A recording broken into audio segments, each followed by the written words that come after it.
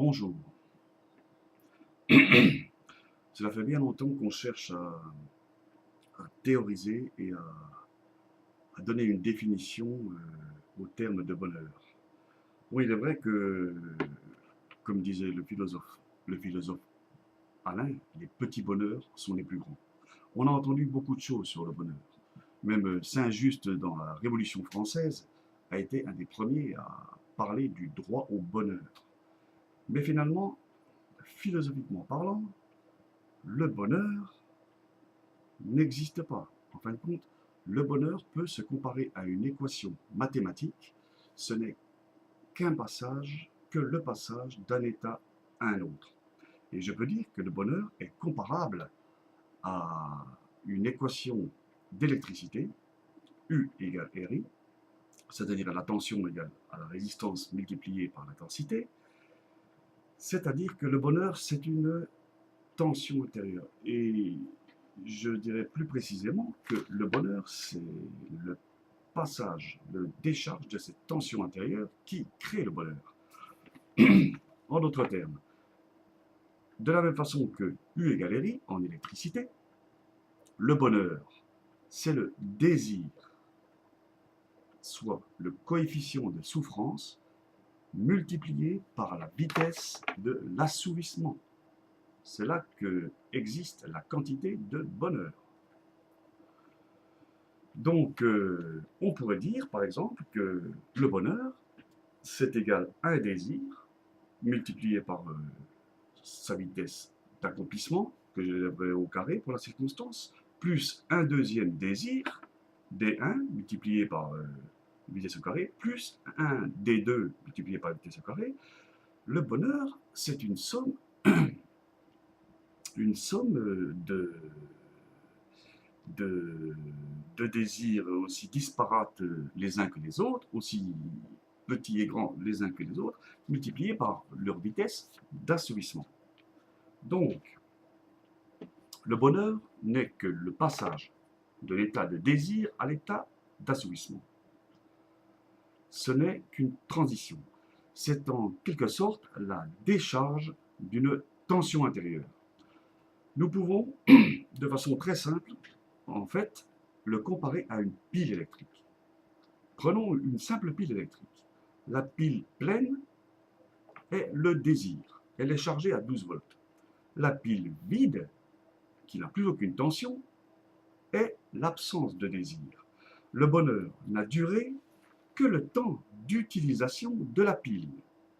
On est passé d'une différence de potentiel à une autre. Si la pile était de 12 volts et qu'elle est à 9 volts, il y a eu du bonheur. Voilà. Donc, on pourrait dire que le bonheur n'est qu'une sinusoïdale de variation incessante de cette tension qui nous habite. On peut le comparer, par exemple, mathématiquement, à une sinusoïdale. À une sinusoïdale, voilà. C'est-à-dire que le désir accroît et il est assouvi, et incessamment, comme une onde. C'est une onde permanente qui vient et qui s'assouvit. Voilà, c'est un peu le souffle de la vie, le bonheur. Et si l'on comparait mathématiquement à une fonction affine, y est égal à ax plus b au carré, là, effectivement, là, on peut dire que si en ordonnée nous avons le désir et en abscisse nous avons le temps, le bonheur, c'est une droite qui descend et c'est la pente. C'est la pente qui est négative. Là, le bonheur se quantifie et se mesure par le chiffre A. Ça, c'est franchement la quantification du bonheur. C'est-à-dire que plus la pente est grande, moins, plus le bonheur existe. C'est-à-dire qu'il y a eu une décharge rapide d'une quantité de désir intense. Voilà. Donc le bonheur, c'est ça. Tout simplement. Voilà. La pente d'une quantité affine. La pente, moins A. Le bonheur, ce n'est que ça. C'est-à-dire le passage d'un grand désir à un assouvissement. Et plus le passage est rapide, plus le bonheur est grand.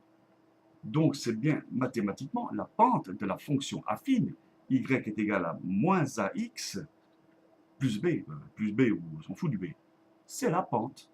Et ben voilà, le bonheur, c'est ça. On a beau chercher tout ce qu'on veut, le bonheur, ce n'est que ça.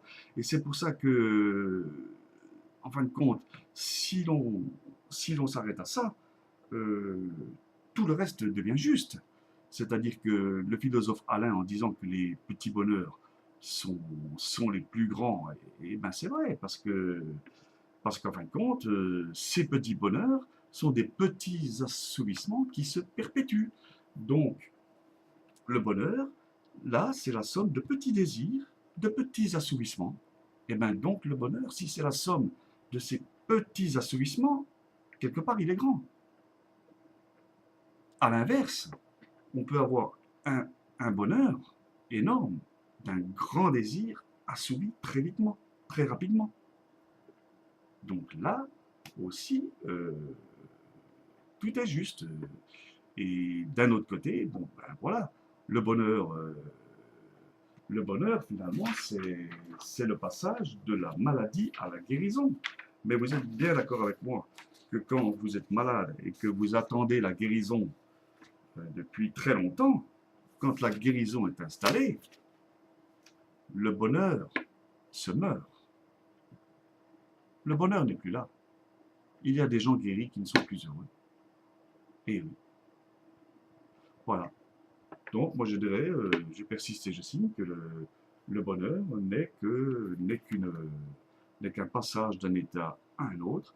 Et effectivement, ça peut très bien correspondre à cette fonction affine de pente descendante.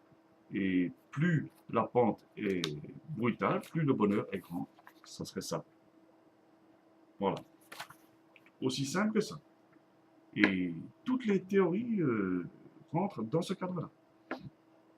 Le bonheur peut être mathématisé par une fonction mathématique. Voilà. C'est ma théorie sur le bonheur. Voilà.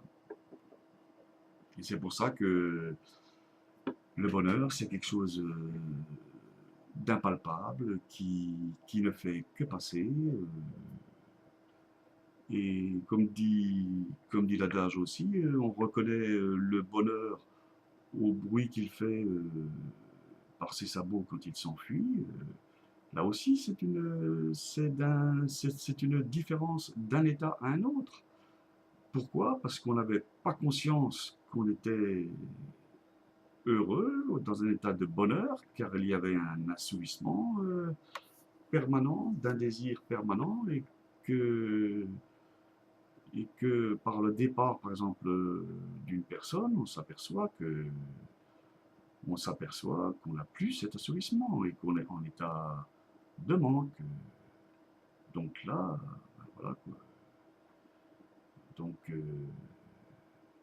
le bonheur, c'est cette variation, cette pente de fonction affine. Voilà. Et la souffrance n'est que l'inverse. La souffrance, eh ben, c'est justement la fonction affine dans le sens inverse, c'est la montée du désir. Voilà. Donc le bonheur est partout. Je me coince le doigt dans la porte, et ben voilà. Tout d'un coup, on me décoince le doigt, et ben je suis très heureux. Et 5 minutes après, j'ai carrément oublié, ni mémorisé la souffrance, ni le bonheur que j'ai eu. Ça aussi, c'est quand même très bien que la souffrance et le bonheur ne sont pas mémorisés, ne rentrent pas dans ne sont pas mémorisés par notre cerveau. Il en reste juste une trace. Voilà. Bonne journée.